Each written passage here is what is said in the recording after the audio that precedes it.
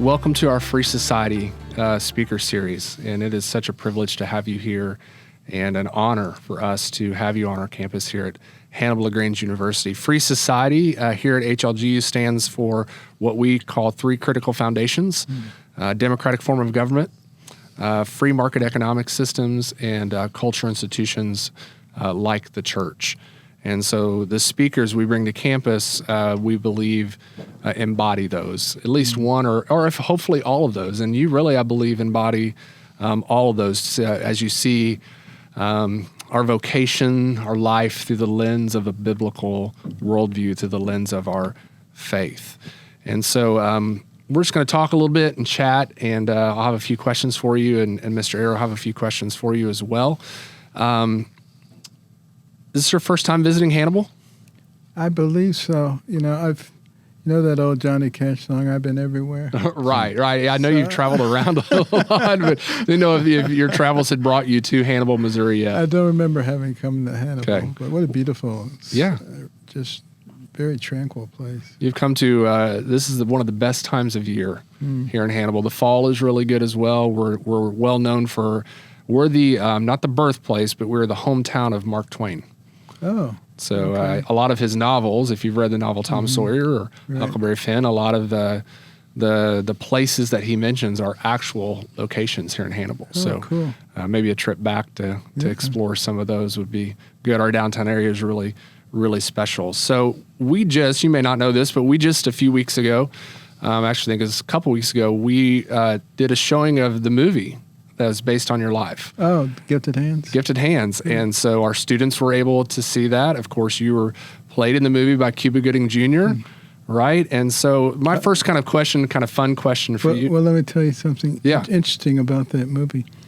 You'll notice that the surgical scenes were very realistic. Yeah.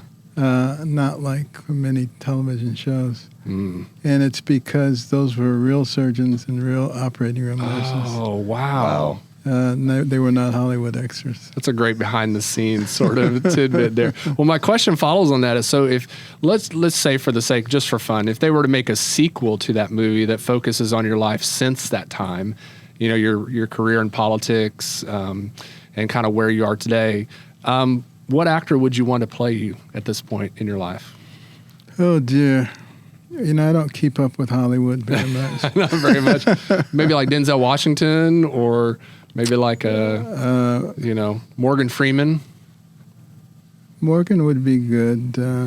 I think I'd try playing myself. That would be good. Yeah. Sign that up. Yeah, we'll sign it up. We'll get it started. If Hollywood is listening today, we'll maybe get them on that to fast track it. I was just taping some commercials that you'll be seeing before long. Okay. And they said I did a good job, so we'll see. Awesome. That's great. So I want to begin, that's just a question just for fun, but, you know, as we think about your career in politics up to this point, you were in, as everyone knows, you were in the first Trump administration, so you kind of have probably more of a definitely insider perspective than any of us do.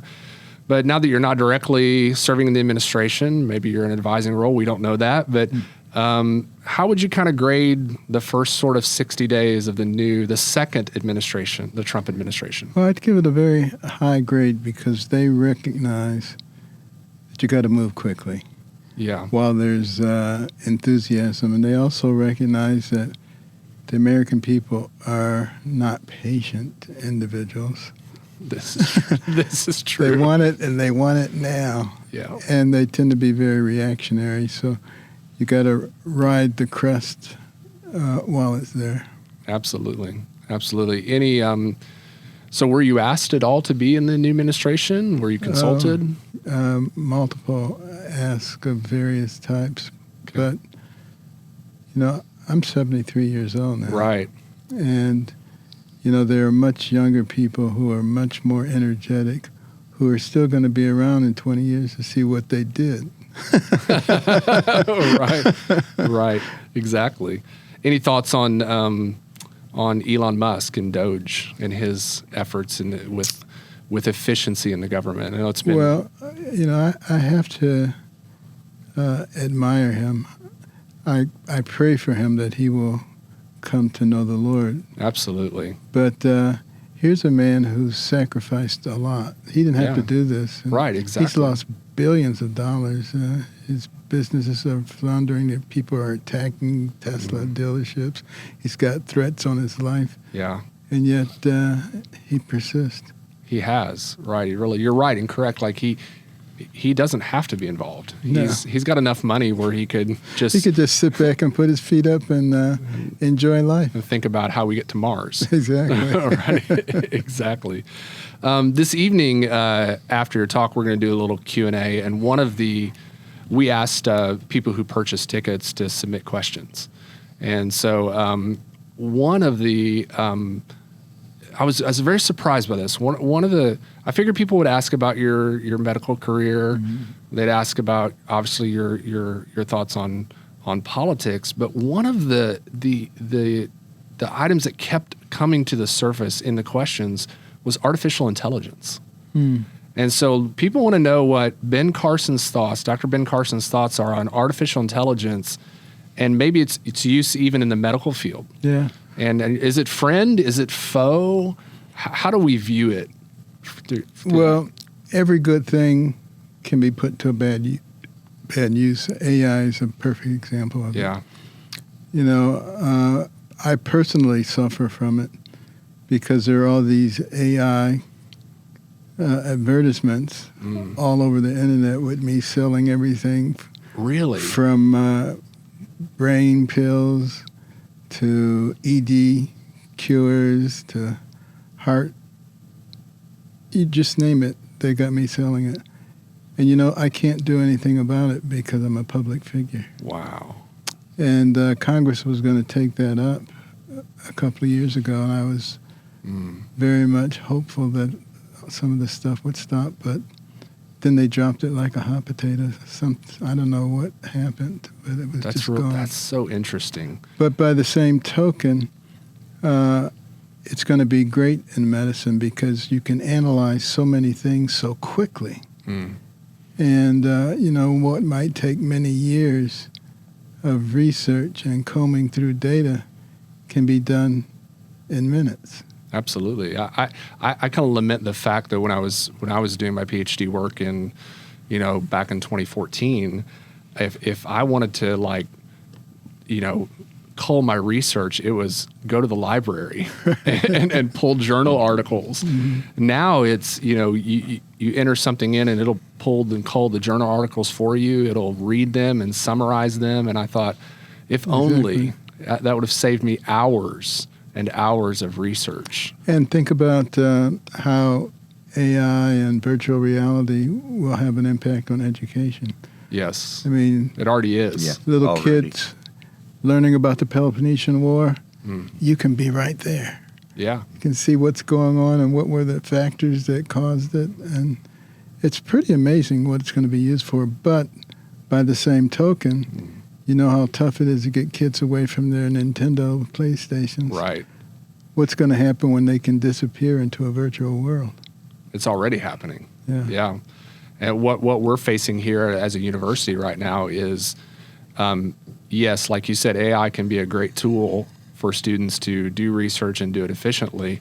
But when they use it to write their discussion board posts online or to write a paper, that's maybe a little bit more of an improper usage. And so we're struggling with that boundaries of where is it useful, but where is it harmful? I understand that the teachers can now use a program that will determine whether somebody used AI to create the document. I used it today. In fact, I used it today, and something came up 100% artificial intelligence. Really? It wasn't even any human produced. So there are programs that will tell you. But then, of course, somebody will come up with a program that will undo all the factors that allow you to determine that it's AI produced. That's here too. That's already, it's changing so rapidly. I want to pivot to my colleague, Rich, and I know Mr. Ayer has several maybe questions for you, a couple questions to ask. And so, Mr. Ayer, what are your thoughts to ask Dr. Carson today? Well, I have a couple of questions, but I want to ask, did you like the Tesla that Donald Trump bought, President Trump? Did you see that? I'm a Tesla owner. Okay. And I love Teslas, especially when you're sitting at the red light and one of those hot rod trucks comes up and goes, and you just go, they say, where'd it go? So what you're saying is you've stepped on it before. I like that. Well, good. one time, I'll tell you, it was a little funny story.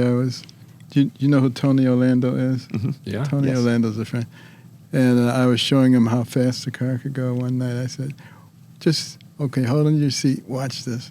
And I went, and the next thing you know, there were the flashing red and blue lights. But the police didn't come after us. They just wanted us to know they were there. Really? How fast can it go 0 to 60? Like what's...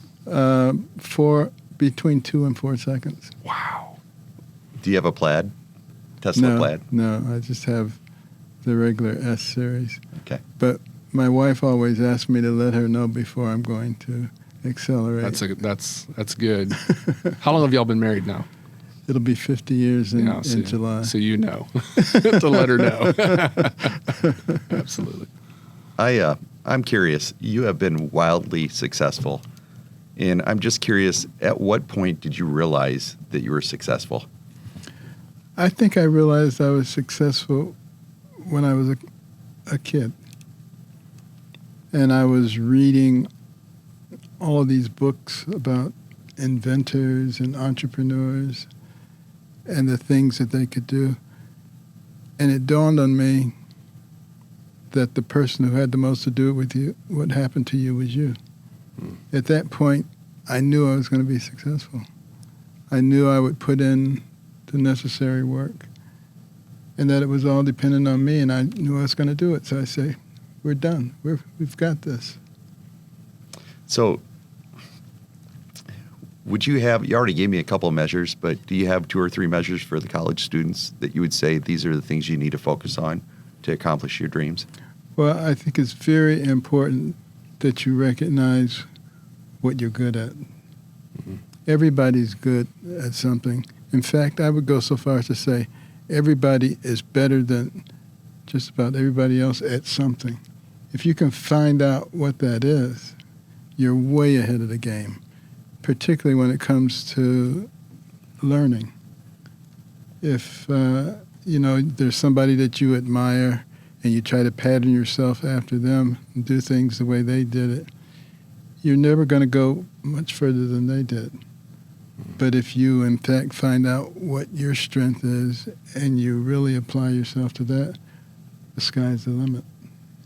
Did you have any pushback being a Christian in the medical world? Was there any conflict there between your Christianity and what the book was saying?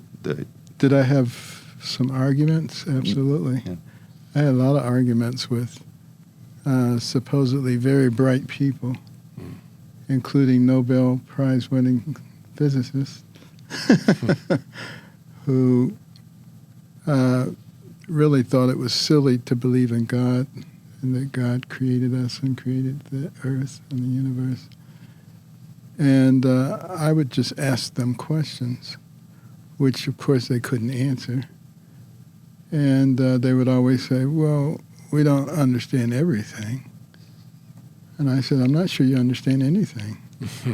Because how else are you going to explain it? How are you going to explain the order in the universe?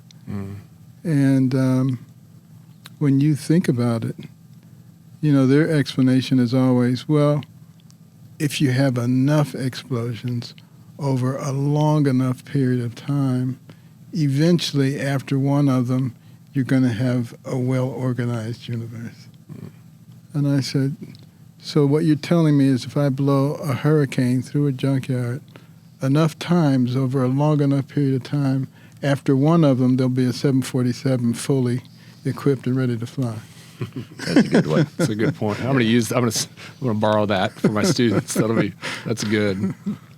Yeah, that's good. While we're on the topic of faith, Dr. Carson, of course, Hannibal LaGrange University is a faith-based institution. A biblical worldview is one of our core values. We, founded by Southern Baptists, have never wavered in our commitment as conservatives, as Christians, So faith is a very important component of our identity.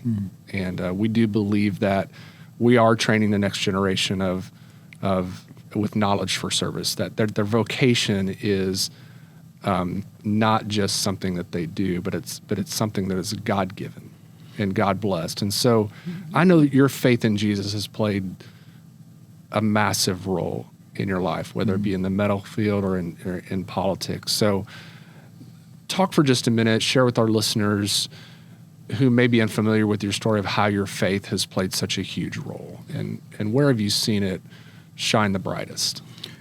Well, in my medical career, a lot of people said, Carson's a hot dog. He'll do anything. But it wasn't true.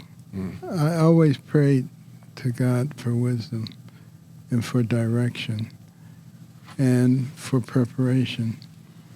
For instance, the first set of conjoined twins. Yeah.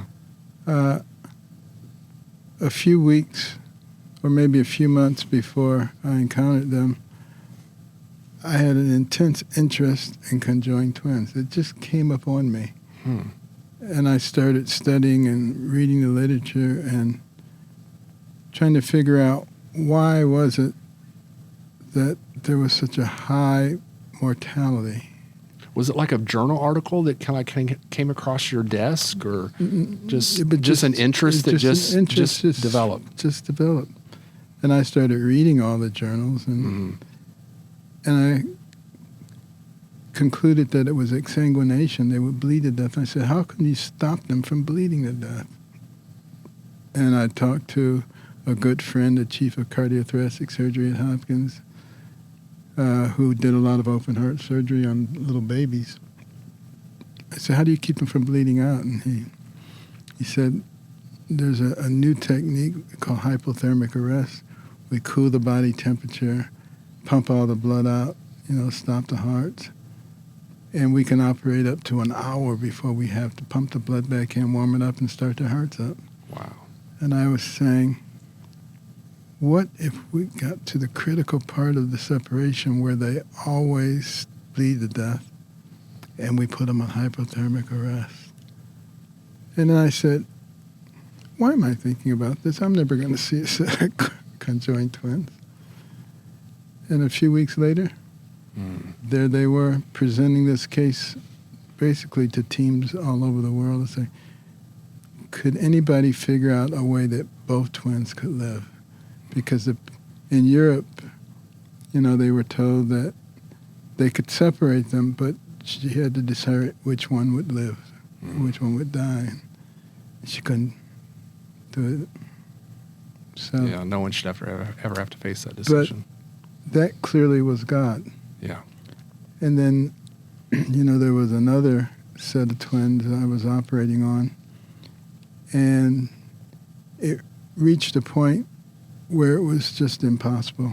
There were too many vessels crossing between them, and we stopped the operation. And I suggested that we cover the area up and come back in a few months, and maybe the vessels would have delineated themselves. And the doctors said, we can't keep them partially separated twins alive. They'll die. And I just said, Lord, I've kind of reached my limit here. And I went back in there and started operating for the next several hours. And I honestly do not remember what I did, but after the operation was over, the other surgeons said, we couldn't believe what you were doing. Wow. And that was the first set of complexly joined twins that were successfully separated without any neurological deficit. It's amazing. And the Lord clearly had his hand in that. No question about it. And then I look at, things that he's done, outside of the operating room. Like once I was in Alaska, and they said, you want to go see Glacier Valley? And I said, of course I want to go see Glacier Valley. So up I go, just me and a pilot in a single-engine plane, over the mountains and down into Glacier Valley, and it was surreal. It was like you were on a different planet. Mm-hmm. And then heavy cloud cover came in. This plane only flew by sight. It didn't fly by instrument. You couldn't see a thing. And the pilot said, I'm going to climb as fast as possible without going into a stall, and hopefully we won't hit the mountain. Mm. And they were just climbing. They can't see a thing, and I'm praying, of course. Yeah. Broke cloud cover and missed the mountain by 3 feet. Wow. Oh, boy. Wow. I got some other airplane stories I could tell you. If you want to be safe in a plane, fly with me. Okay. We'll remember that. We will remember that. Absolutely. As we draw kind of our time to a close on the podcast here, I did want to ask you about your foundation, your institute, ACI, American Cornerstone Institute. Could you talk for just a few minutes about what do you all do? What are your initiatives? Is there an initiative specifically you're excited about? Yes. That is currently underway?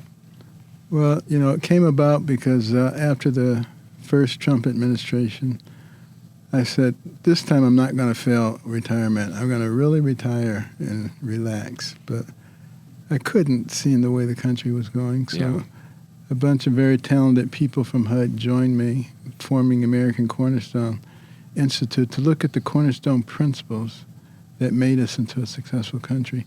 We went from nowhere to the pinnacle of the world in record time, not by coincidence, but by the values and principles that we abided by.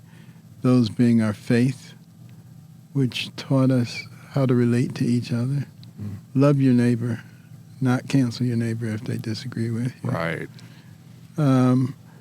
Liberty, freedom of speech, freedom of living your life the way you want to, as long as you're not infringing upon someone else. A very vital principle, and one of the things that made us such a magnet to people around the world. Community, the sense of working together. The common good was a phrase that you heard frequently from our founders. And life, honoring human life from the womb to the tomb. Amen.